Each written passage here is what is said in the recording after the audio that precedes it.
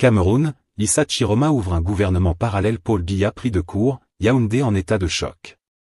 Mesdames et messieurs, attachez seulement vos ceintures, parce qu'au Cameroun, même le drame ne prévient pas avant d'atterrir dans nos salons. Comme le dit un vieux proverbe de chez nous. Quand le palmier tombe dans la boue, ce n'est pas lui seul qui se salit, c'est tout le champ qui devient suspect. Et aujourd'hui, mes chers abonnés, c'est tout le pays qui sent la poussière du choc politique. Parce que ce qui vient de se passer n'est pas une nouvelle banale, ce n'est pas un communiqué timide glissé à 23 heures. Non. C'est une gifle politique, une onde de choc, un grondement digne d'un tonnerre pendant saison sèche. Issa Chiroma, depuis son exil, depuis sa soi-disant présidence accent aigu LUE, a décidé de commencer les nominations. Oui mes frères, vous avez bien entendu, les nominations. Comme si Yaoundé était devenu un arrondissement qu'on pouvait gérer à distance, avec un stylo bic et un décret imprimé au cybercafé du coin. Et pendant que Chiroma distribue les postes comme on partage le cola au village, Paul Biya, lui, serait tombé des nuages, surpris comme un père de famille qu'on accuse de grossesse qu'il n'a pas déclarée. Vous imaginez la scène? La République en train de marcher, puis soudain. Président. Président. On dit que Chiroma a nommé quelqu'un. Et le palais d'Etoudi se retourne comme une omelette trop cuite. Mes frères, mes sœurs, on est entré dans une saison politique où même Netflix ne peut plus suivre le scénario. Des décrets parallèles, des présidences rivales, des figures emblématiques enrôlées, des tensions post-électorales qui chauffent comme une marmite abandonnée sur un feu de bois. Ne partez surtout pas, hein. Parce que ce reportage-là va vous plonger dans un monde où chaque mot est un complot, chaque silence est un message codé, et chaque nomination est une bombe bien emballée avec ruban diplomatique. Ce que vous allez entendre n'a rien de banal, absolument rien. C'est un mélange explosif de stratégie, de défiance, de provocation calculée, et de satire politique digne du Cameroun même. Mais avant que nous entrions ensemble dans cette cuisine où les marmites bouillonnent, où les secrets mijotent, et où les ambitions débordent, prenez juste une seconde. Likez la vidéo. Abonnez-vous à Kame News. Et activez la cloche de notification. Parce qu'ici, on ne vous sert pas l'actualité fade et sans poivre. Non. Ici, à Kame News, on vous sert l'actualité pimentée, braisée, mijotée, et parfois même flambée.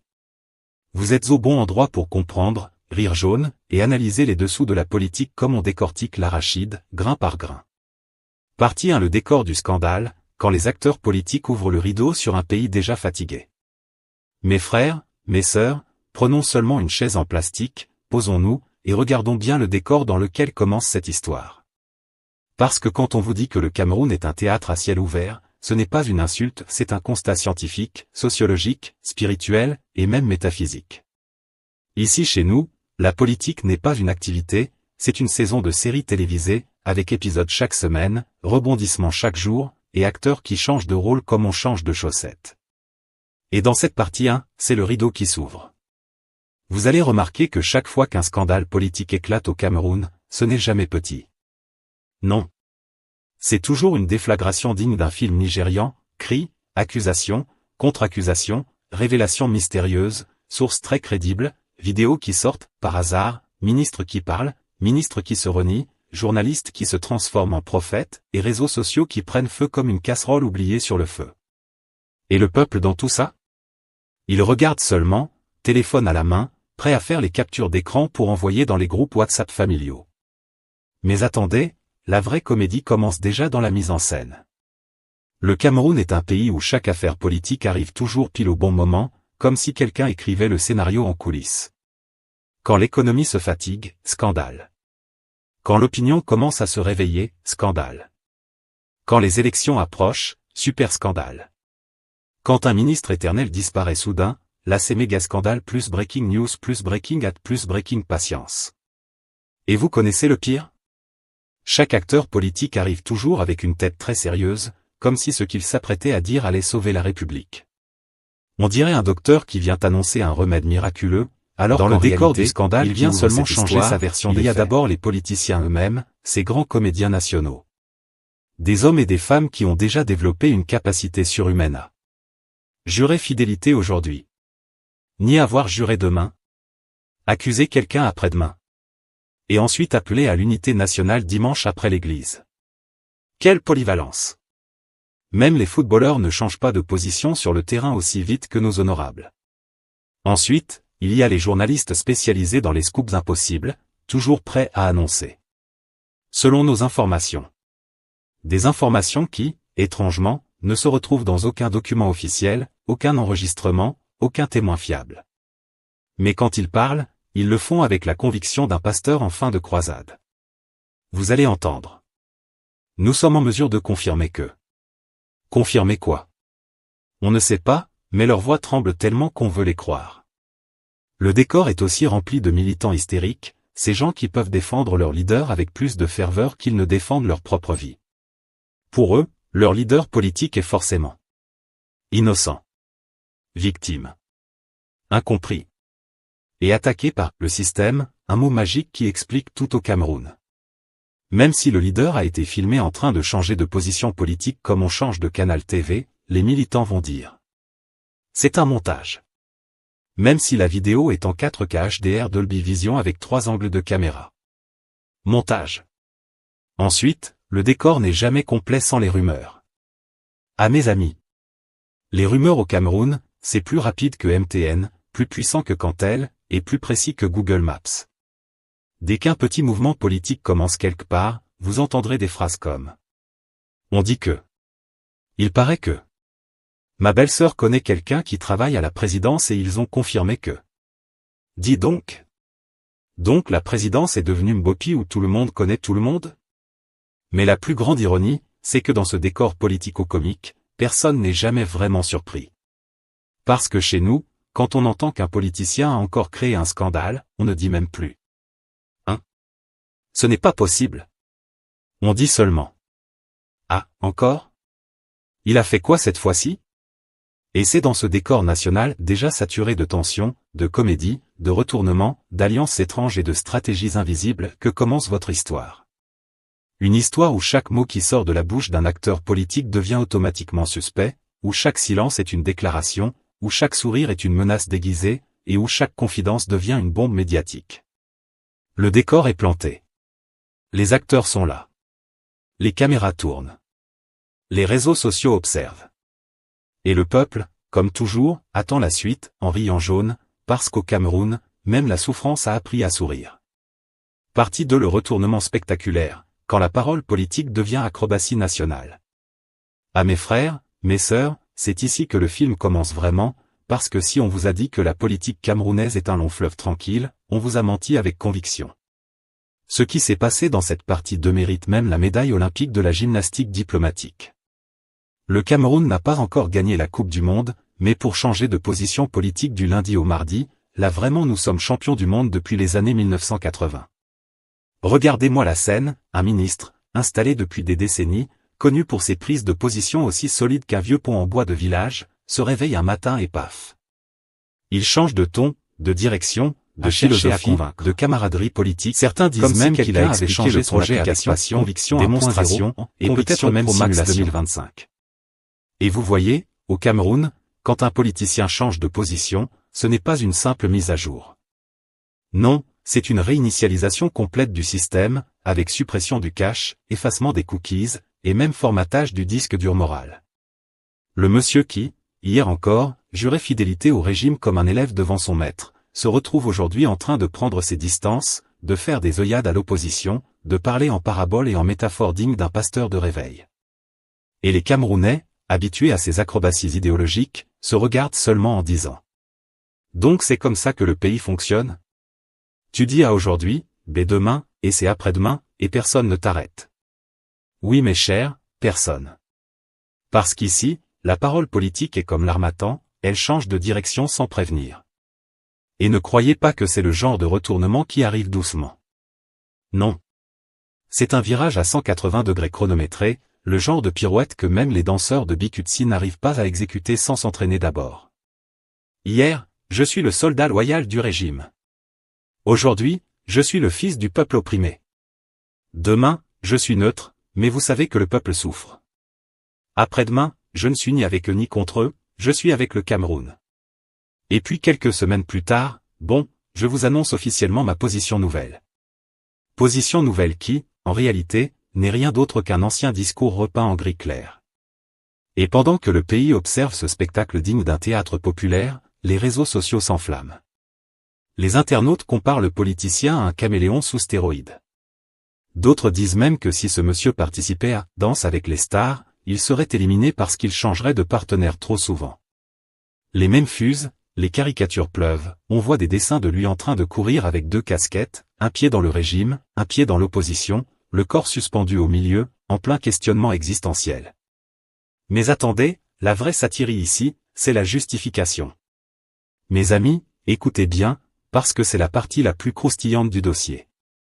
Chaque politicien qui se retourne, que ce soit un petit virage ou une rotation complète façon toupie, vous sort toujours la même phrase mythique. Je ne fais pas cela pour moi, mais pour le peuple camerounais. Ah bon? Depuis quand le peuple t'a envoyé? Le peuple même, assis au quartier, en train de boire son vin de palme, dit. Nous-mêmes on ne t'a rien demandé, mais merci hein, continue seulement. Et puis ça se passe toujours dans la même ambiance. Un plateau télé, un journaliste dépassé, un politicien inspiré, un discours rempli de contextualisation, de responsabilité historique, de moments critiques de la nation, et surtout, une phrase philosophique qui ne veut absolument rien dire. Le genre. Le chemin que je prends aujourd'hui n'est pas celui que je voulais, mais celui que le destin m'impose pour que le Cameroun se retrouve en moi. Hein? On se retrouve en toi comment? C'est un pays ou c'est un appartement que tu veux meubler? Et pourtant, mes amis, malgré toute cette comédie, les Camerounais ne sont jamais surpris. Parce qu'ici, la politique n'est pas un métier. C'est un spectacle permanent, un théâtre qui joue en continu depuis 1982, sans pause, sans entracte, avec les mêmes acteurs, mais un scénario toujours imprévisible. En réalité, ce retournement spectaculaire n'est même plus une surprise nationale. C'est devenu notre sport officiel, comme la lutte sénégalaise, mais version administrative. Et dans cette partie 2, ce n'est pas seulement un homme qui a changé de discours, c'est tout un système qui révèle sa vraie nature. Flexible, élastique, adaptable, imprévisible, et surtout, très comique. Partie 3, pourquoi Alice Nkom? Quand Chiroma choisit une avocate légendaire pour donner du poids à son combat, ou pour pimenter le plat. Alors, mes chers téléspectateurs, approchez. Parce que ce chapitre-ci n'est pas seulement une analyse politique, c'est un véritable conte moderne à la sauce camerounaise. Un exilé politique, un décret signé à l'étranger, une avocate internationale, bref, c'est comme si la politique camerounaise avait décidé de faire son crossover avec Hollywood. Mais allons seulement doucement, hein. On va d'abord analyser pourquoi Issa Chiroma a choisi Alice Nkom, de toutes les figures possibles du paysage camerounais. Parce que ce n'est pas un petit choix. Ce n'est pas une nomination au hasard, tirée au sort comme un coupon promo au marché Sandaga. C'est un calcul. Un pari. Une stratégie. Et, pour certains, un coup de maître. Une figure au-dessus de la mêlée, l'aura internationale d'Alice Nkom. Avant de comprendre les raisons politiques, il faut déjà reconnaître une évidence, Alice Nkom n'est pas n'importe qui.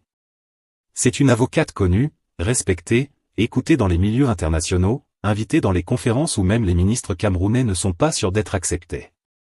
Elle a une réputation construite sur des années de défense des droits humains, d'engagement dans les dossiers sensibles, et de combat qu'aucun autre avocat n'osait toucher.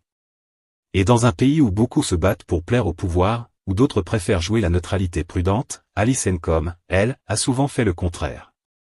Elle parle, elle dénonce, elle assume, elle se tient debout. Chiroma, en la nommant porte-parole, fait un geste audacieux, il essaie d'importer dans son camp un symbole d'intégrité, de courage et de légitimité internationale. Vous voyez déjà la stratégie, non? C'est comme si un chef de quartier voulait donner du poids à son comité de gestion et décidait de nommer le directeur de la BEAC comme trésorier. Même si ce comité n'a pas de caisse, ça change la perception. 2. Le choix stratégique, donner une crédibilité morale à une présidence élue, contestée. Soyons clairs, quand Chiroma proclame une présidence élue depuis l'étranger, beaucoup de gens lèvent les sourcils. Certains rient, d'autres s'interrogent, d'autres encore observent seulement en se disant « on va voir où ça va aller ». Mais dès qu'il met le nom « Alice Nkom » dans l'équation. Et, les choses changent. Pourquoi? Parce que son nom rassure. Son nom crédibilise. Son nom donne du sérieux, de la profondeur, de la légitimité morale à un mouvement dont l'ancrage institutionnel reste fragile. Avec ce geste, Chiroma tente de dire: je ne suis pas seul, je ne suis pas un comédien politique en exil, je ne suis pas un rêveur. Je m'entoure des meilleurs. J'ai une structure, une équipe, une vision. C'est une manière subtile de transformer une contestation individuelle en organisation politico-juridique. Et c'est là où la satire entre en scène. C'est comme si quelqu'un ouvrait un petit snack au quartier, mais pour attirer la clientèle, il va recruter un chef étoilé qui a travaillé à Paris. Même si l'électricité coupe tous les soirs, la présence du chef impressionne. 3. Pour Chiroma, un bouclier juridique, une voix forte, une diplomate improvisée. Alice Nkom n'est pas qu'un symbole moral. Elle est aussi, à cause de son parcours, un véritable bouclier juridique. Parce qu'en vérité, l'un des plus grands dangers pour les opposants exilés, ce sont les accusations juridiques qui peuvent pleuvoir sur eux. Complot. Incitation. Sédition. Diffamation. Atteinte à la sûreté de l'État. Ou même création d'un gouvernement parallèle, le fameux article que personne ne connaît mais que tout le monde craint. En nommant Alice Nkom, Chiroma n'a pas seulement recruté une porte-parole. Il a recruté une avocate capable de défendre son projet dans l'arène médiatique devant l'opinion publique internationale. Elle peut parler à des journalistes français, américains, belges, sénégalais, camerounais, chacun comprendra son message. Elle peut protéger l'image du mouvement, cadrer les accusations, contrecarrer les récits officiels, et présenter un contre-discours crédible. C'est un vrai coup de stratégie. Alice Nkom devient la ceinture de sécurité du véhicule politique de Chiroma. Parce que rouler en exil sans ceinture, mon frère, c'est dangereux. 4. Mais pour Alice Nkom. Risque, pression et possible instrumentalisation. Ah, mes chers téléspectateurs. C'est ici que la sauce devient épaisse. Le choix d'Alice Nkom n'est pas sans conséquences pour elle-même. Parce qu'au Cameroun, quand tu entres dans la politique, même si tu mets seulement un orteil, les crocodiles du marigot te repèrent immédiatement. En prenant ce rôle, elle s'expose aux critiques du pouvoir. Elle s'expose aux attaques personnelles. Elle s'expose à la colère de certains acteurs qui auraient préféré qu'elle reste au-dessus de la politique. Elle s'expose même à des risques physiques, administratifs ou judiciaires. Et surtout, elle doit éviter d'être instrumentalisée. Car certains diront: ah, Chiroma l'utilise pour légitimer son combat. D'autres répliqueront: ah non, elle-même elle a accepté volontairement. Le débat sera long comme les files d'attente à la CNPS. La vérité? Ce rôle pourrait lui coûter cher en image auprès de ceux qui préféraient la voir comme une mère du combat citoyen, loin des intrigues politiques. Mais en même temps, cela renforce son image de femme engagée, prête à aller au bout de ses convictions, même si le terrain est miné.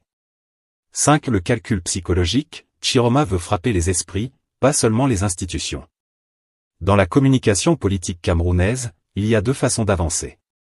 Soit on se bat contre les institutions. Soit on se bat pour la perception populaire. Chiroma a choisi la deuxième. Parce que quand tu ne contrôles pas l'armée, la police, l'administration, les médias publics, les tribunaux, les gouverneurs, les préfets, les sous-préfets, les chefs traditionnels alignés, il te reste quoi? La perception. Le discours. L'image. Le récit. Et pour façonner un récit crédible, il faut une figure emblématique. Chiroma le sait. C'est pourquoi il ne pouvait pas nommer un jeune activiste inconnu. Il ne pouvait pas nommer un militant lambda. Il lui fallait quelqu'un qui parle, qui frappe, qui ébranle, qui impressionne. C'est ce qu'on appelle en stratégie. Construire la maison de la légitimité avec des briques respectées. 6. L'effet sur le pouvoir, malaise, prudence ou irritation? N'oublions pas l'autre camp. À Yaoundé, cette nomination n'a pas été accueillie avec du champagne et des applaudissements. Non. C'est plutôt un mélange de il veut quoi celui-ci encore? Mais pourquoi elle, et on doit répondre comment à ça? Attention, ça peut attirer des regards internationaux. Car pour le pouvoir, Alice Nkom n'est pas une opposante ordinaire. C'est une personnalité difficile à attaquer sans se brûler. C'est un nom que plusieurs institutions internationales respectent. La nommer crée donc un petit inconfort stratégique à Yaoundé. Pas un tremblement de terre, mais un bon mal de tête politique. 7. Une combinaison explosive, expérience politique plus icône des droits humains. En résumé, le duo Chiroma-Nkom donne ceci. La contestation gagne en poids. Le discours gagne en clarté. La posture gagne en crédibilité. Le récit gagne en visibilité internationale. C'est comme mettre un moteur neuf dans une voiture qui peinait à grimper la côte. Mais attention. Cette alliance n'est pas garantie. Elle peut exploser. Elle peut réussir. Elle peut s'essouffler. Elle peut surprendre. Et c'est cette incertitude-là qui fait palpiter la politique camerounaise comme un match coton sport canon en finale de coupe.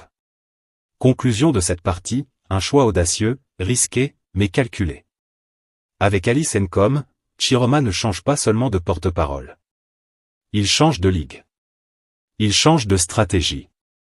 Il change d'image. C'est un pari lourd. Un pari risqué. Un pari qui peut lui donner la stature d'un opposant structuré. Ou lui attirer encore plus de tempêtes. Mais au moins, une chose est sûre. Chiroma a mis le feu au chapitre politique avec cette nomination. Et maintenant, toute la scène observe, l'air sérieux, mais avec la bouche entrouverte. Partie 4. Les scénarios possibles, quand la politique camerounaise devient un film nigérian saison 12 épisode final.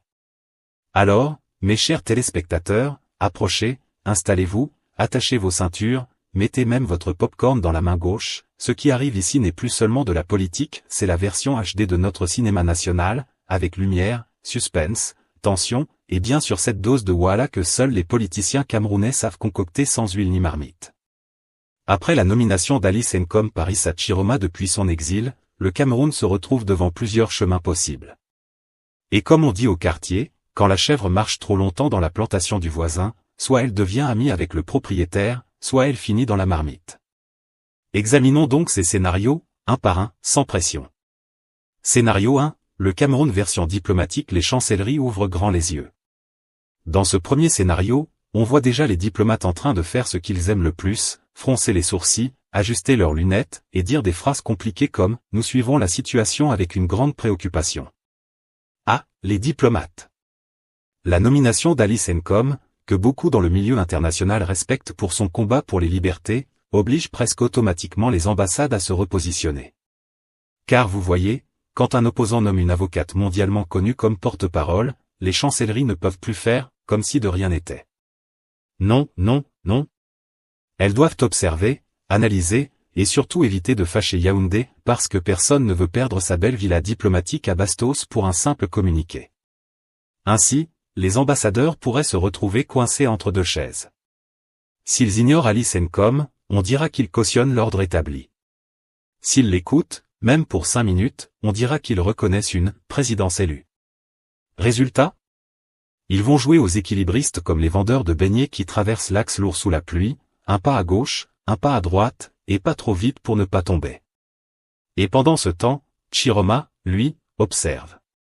Il espère un signe, même un clin d'œil diplomatique, qui pourrait donner un semblant de reconnaissance internationale à son mouvement. Vous imaginez un ambassadeur dire « Madame Nkom, nous avons pris note de vos déclarations. » Ça seul là va déclencher 500 communiqués de Yaoundé. Oui, Cameroun, pays où une simple note verbale devient un tremblement de terre politique. Scénario 2, Yaoundé met les gants ripostes musclés, communication huilée et sanctions méthodiques. Ah, ce scénario-ci, c'est le scénario préféré des pouvoirs africains, on ne joue pas avec l'État. Et quand Yaoundé décide de montrer les biceps, ce n'est rarement pour rigoler. Ici, la riposte pourrait être triple. 1. Riposte communicationnelle. Le ministère de la Communication, ou tout autre ministère qu'on sortira de la sieste, va sortir un communiqué brûlant comme le piment de Banceau. Nous tenons à rappeler à l'opinion publique que nul ne peut s'autoproclamer président depuis un pays voisin. Vous connaissez ça. Avec quelques accusations bonus, ingérence étrangère, manipulation de l'opinion, déstabilisation, etc. Le discours classique, un vrai kit de survie politique. 2. Riposte administrative. On resserre les contrôles, on convoque des militants, on soupçonne des financements venus de l'extérieur, on suspend ici, on interdit là, bref, on montre qu'on contrôle le terrain. 3. Riposte judiciaire. Pas impossible que des poursuites soient engagées contre les soutiens locaux de Chiroma. Parce qu'au Cameroun, la loi a parfois un sommeil léger, elle se réveille vite quand il s'agit de certaines oppositions. Et au milieu de cette tempête, la question clé sera: les partisans de Chiroma sur le terrain vont-ils tenir? Parce que soutenir un opposant exilé, c'est comme porter un sac de riz mouillé, ça glisse, c'est lourd, et tout le monde te regarde bizarrement. Si Yaoundé serre trop la vis, la crise peut s'enflammer. Si Yaoundé ne fait rien, Chiroma gagne du terrain symbolique. Vous voyez le dilemme? Scénario 3, le film de la médiation quand des acteurs extérieurs cherchent à jouer les arbitres. Voici un scénario moins fréquent mais possible, surtout si la tension grimpe trop haut. Les médiateurs internationaux, Union africaine, Église, chefs traditionnels, NG, pourraient essayer d'ouvrir une petite porte de dialogue. Pas un portail, juste une petite fenêtre. Parce qu'au Cameroun, le dialogue, on en parle beaucoup, mais il est rare comme l'électricité stable dans certains villages. Chiroma, lui, pourrait utiliser sa « présidence élue » comme base de revendication. Je veux un siège à la table, pas à côté de la table. Yaoundé, très prudent, pourrait répondre: on peut discuter, mais pas de n'importe quoi. La médiation pourrait devenir un long ballet de paroles, avec des phrases bien choisies. Processus inclusif. Volonté commune. Responsabilité partagée. Stabilité nationale. Mais soyons honnêtes, si ce scénario arrive, ce sera pour calmer un feu déjà trop chaud pour être soufflé seulement avec des communiqués. Scénario 4, le terrain décide la réaction populaire, cette variable incontrôlable. Ah, mes chers téléspectateurs, voici le scénario le plus dangereux, le plus imprévisible, et le plus camerounais. Le terrain. Parce que le terrain, c'est comme le marché de Mokolo, tu peux y aller avec une idée en tête, mais c'est lui qui décide comment tu reviens. Si le peuple suit Chiroma, même un petit groupe déterminé, la dynamique peut changer. Les mouvements peuvent naître. Les manifestations peuvent surgir. La contestation peut se structurer. Mais attention. Le Cameroun n'est pas un pays où les choses se déclenchent facilement. Le peuple observe d'abord, compare, scrute, et surtout pose la vraie question. Celui-ci peut nous mener où? Sans présence physique au pays, Chiroma doit faire le double du travail pour convaincre. Et Alice Nkom, malgré sa stature, ne pourra pas tout porter seul. Il faudra réseau, relais, organisation, financement, stratégie, bref, un travail colossal. S'ils n'arrivent pas à mobiliser, la dynamique va s'essouffler. S'ils réussissent, le pouvoir devra négocier ou réprimer. Et dans les deux cas, le Cameroun entre dans un nouveau chapitre politique. Conclusion, verdict satirique et appel à l'engagement. On l'aura compris, un décret signé loin de chez soi, en nommant une grande dame des droits humains, peut être autant une stratégie de légitimation qu'un coup de théâtre destiné à rallumer la flamme médiatique. Est-ce une tactique mûre ou un feu d'artifice politique qui retombe vite? L'histoire nous dira si la présidence élue gagne en crédibilité ou si l'initiative reste une belle carte de visite sans pouvoir réel. Avant de nous quitter, 2 questions pour vous, répondez dans les commentaires. 1. Pensez-vous que la nomination d'Alice Nkom renforcera vraiment la contestation de Chiroma? 2. Préférez-vous que l'opposition structure son action depuis l'intérieur du pays ou depuis l'étranger?